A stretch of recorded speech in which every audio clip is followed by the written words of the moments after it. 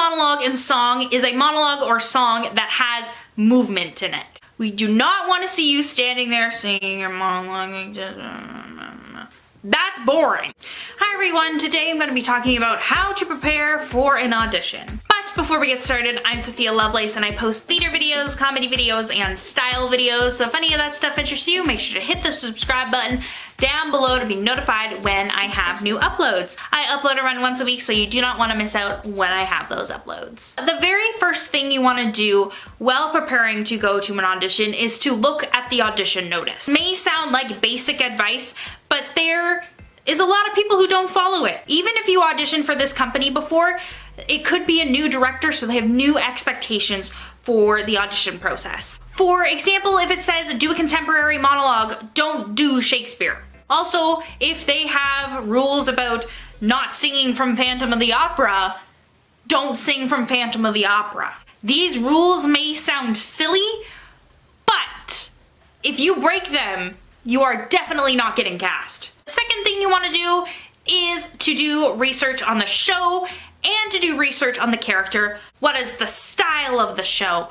What type of music's in the show? What stereotypes does the character fall into? These questions are massively important because they help you find audition material such as monologues and songs. Which leads into the third tip, which is to pick a monologue and song that reflects the character that you're auditioning for, and then also the show you're auditioning for. Some things to consider is to look at your casting type to help find monologues. Now, I've already done a video on my YouTube channel. You can go watch it up here. That video discusses what are casting types, why do they exist, and how to find your casting type, because finding out your casting type is super important. For example, if you are in your 30s, you do not want to sing Tomorrow from Little Orphan Annie. You also need to pick a song that fits your vocal range. You need to pick a monologue that fits your strengths. So if you are very good at comedy, do a comedic monologue.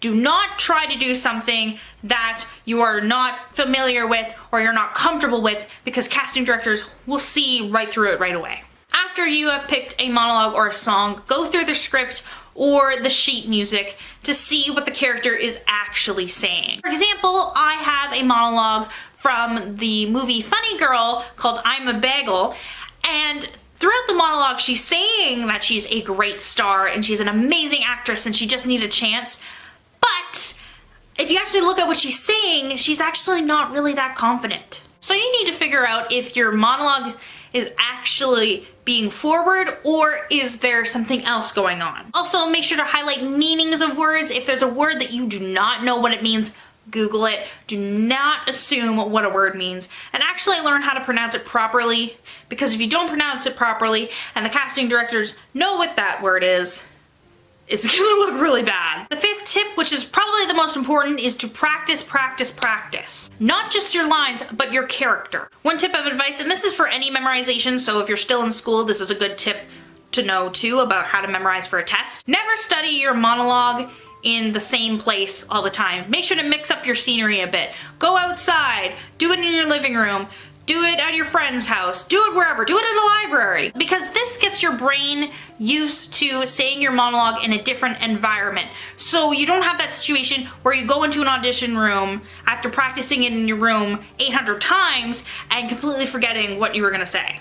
Also, do not say your monologue the same each time. For example, what I like to do is sometimes I like to sing through my monologue, other times I practice my different accents with the monologue. So I do like a Southern accent, I do an Irish accent. This does two things. It gets your accents more practiced and also gets you used to saying your monologue in different ways. You need to make sure that you don't do this too often, or else you're gonna walk in to your audition doing an Irish accent for a character that is not Irish. Another thing about practicing is to practice as if you're going to get direction from the casting directors, because that's happened to me so many times. They might say something like, hey, can you do that monologue but be sassier or be more dramatic? When they do this, they're not telling you the way you did it was wrong. They just want to see if you can take feedback. And from my experience, they don't really care what the outcome is. They're not really paying attention. They're just seeing if you've somehow changed your performance. Tip number 6 is to perform the monologue in front of people. you might not realize that you're fully memorized until you stand in front of people. It doesn't have to be a lot of people. It can be just one person, 2 people, 3 people, your family. Tip number 7 is to pick a perfect audition outfit. Now, again, I've already done a video on my channel about how to pick the perfect audition outfit, so you can watch that up here as well. Solid color that reflects your character's personality but is not a costume. Number 8 is to do vocal warm-ups that relax you. Now, I know on YouTube there's a lot of vocal warm-ups, but you need to decide for yourself what is the best vocal warm-up. For example, I like to do vocal music kind of warm-ups even when I'm auditioning just with a monologue, because it relaxes me so much more. I feel so much more control over my voice, and I feel like if I have control over my voice, then I have control over my character. Another part of this is that you need to do physical warm-ups. A good monologue and song is a monologue or song that has movement in it. We do not want to see you standing there singing your monologue.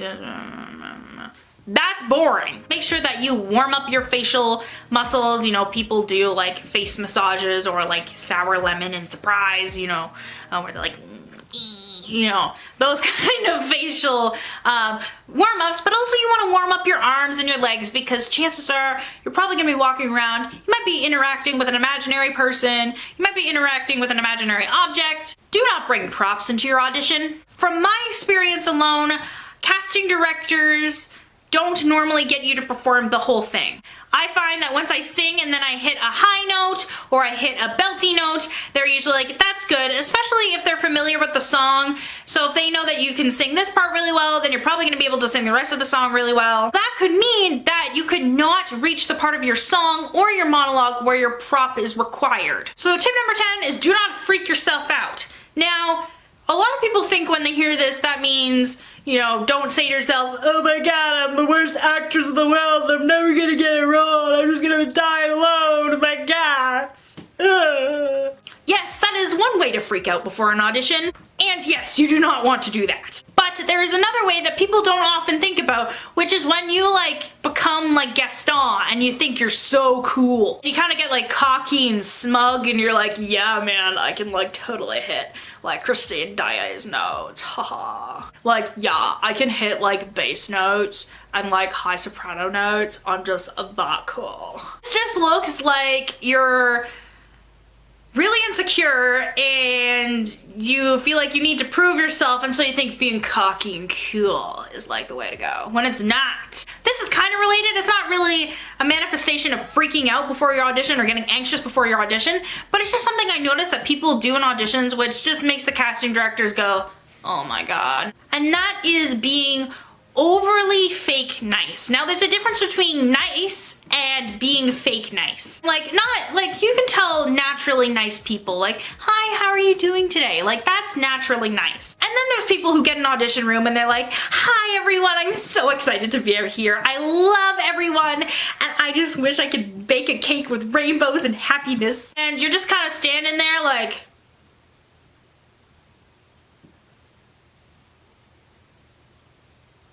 is this lady for real?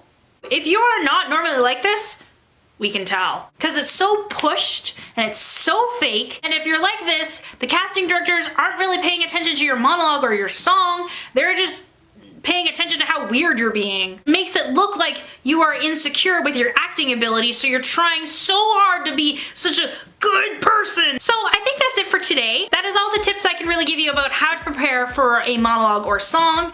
But like always, preparing for a monologue song is kind of a very personal thing, and you need to find your groove. You need to find your routine that you have before you go into an audition. If you like this video, make sure to please give it a big thumbs up because it really helps me out. In the name of Dionysus, the god of theater, make sure to subscribe. You wouldn't want to make Willie Shakes upset, would you? And I think that's it for today,